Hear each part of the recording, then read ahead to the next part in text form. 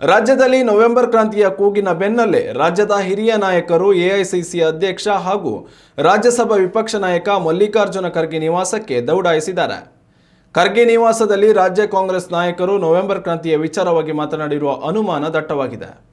ಬಿಹಾರ ಚುನಾವಣೆ ಮುಗಿದ ಬಳಿಕ ಕಾಂಗ್ರೆಸ್ ಹೈಕಮಾಂಡ್ ರಾಜ್ಯದಲ್ಲಿ ಸಂಪುಟ ಪುನರ್ರಚನೆ ಬಗ್ಗೆ ತಲೆಕೆಡಿಸಿಕೊಳ್ಳುವ ಯೋಚನೆಯಲ್ಲಿದೆ. ಹೀಗಾಗಿ ಬಿಹಾರ ಚುನಾವಣೆಯು ಅಂತಿಮ ಹಂತದಲ್ಲಿರುವ ನಡುವೆ ಸಚಿವರಾದ ಈಶ್ವರ್ ಖಂಡ್ರೆ, ರಹೀಂ ಖಾನ್ ಹಾಗೂ ಆಡಳಿತ ಸುಧಾರಣಾ ಆಯೋಗದ ಅಧ್ಯಕ್ಷ ಆರ್.ವಿ. ದೇಶಪಾಂಡೆ ಖರ್ಗೆ ಅವರನ್ನು ಭೇಟಿ ಮಾಡಿದ್ದು ಹೈಕಮಾಂಡ್ ಮೇಲೆ ಒತ್ತಡದ ತಂತ್ರ ಪ್ರಯೋಗಿಸಿದ್ದಾರೆ ಎನ್ನಲಾಗಿದೆ. ಇತ್ತ ರಾಜ್ಯದಲ್ಲಿ ನವೆಂಬರ್ ಕ್ರಾಂತಿಯ ಕಿಚ್ಚು ಹತ್ತಿಸಿದ ಮಾಜಿ ಸಚಿವ ಕೆ.ಎನ್. ರಾಜಣ್ಣ ಇದೀಗ ಯೂ-ಟರ್ನ್ ಹೊಡೆದಿದ್ದಾರೆ.